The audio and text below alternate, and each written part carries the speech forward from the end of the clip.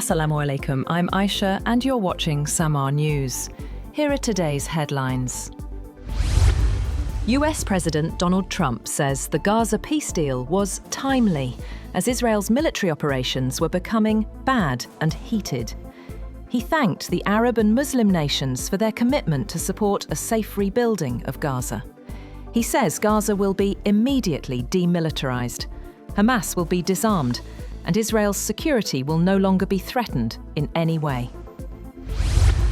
Hamas has freed the last 20 surviving Israeli hostages under a US-brokered ceasefire deal, as President Donald Trump proclaimed the historic dawn of a new Middle East. The Israeli military says it has received all hostages confirmed to be alive.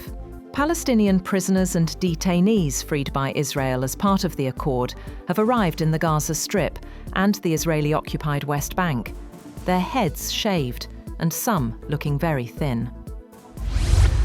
India and Canada have agreed on a new roadmap for their relations after talks between their foreign ministers in New Delhi.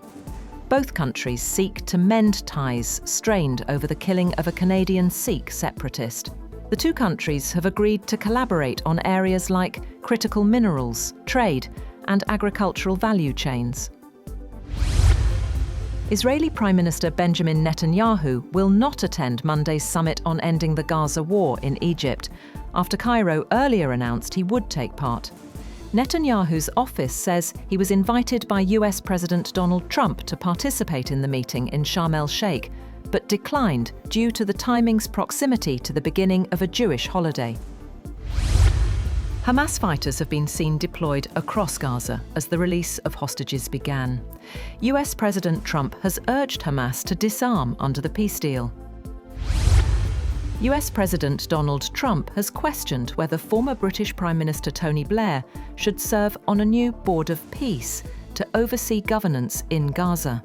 Trump says he's always liked Tony Blair, but wants to ensure he's an acceptable choice to everyone amid ongoing criticism of Blair's role in the Iraq War.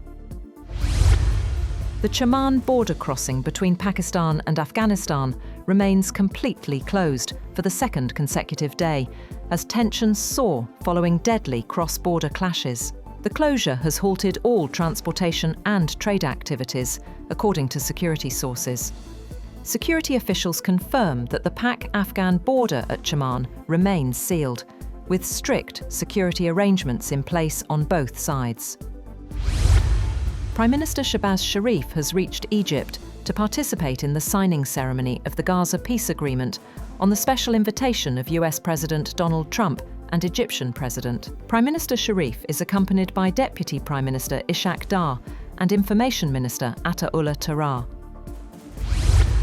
The march of a religious party towards Islamabad has come to a halt at Murid Quay after violent clashes broke out between protesters and law enforcement agencies, resulting in the martyrdom of a police inspector and injuries to several others.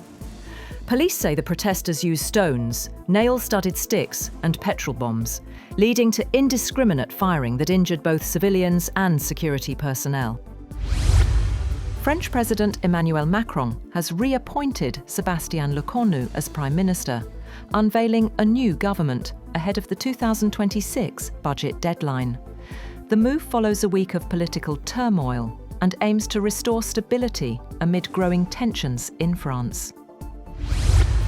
South Korea is in talks with the United States to establish a bilateral foreign exchange swap line as part of a broader trade deal.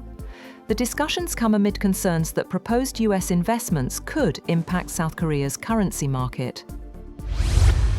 Gold prices have surged to a record high, driven by renewed US-China trade tensions and expectations of Federal Reserve rate cuts. Safe haven demand pushed spot gold up 1.5% to over $4,067 per ounce. Silver also climbed to a new record peak. That's all for now. For more updates, visit www.samaa.tv. Thank you for watching Samaa News.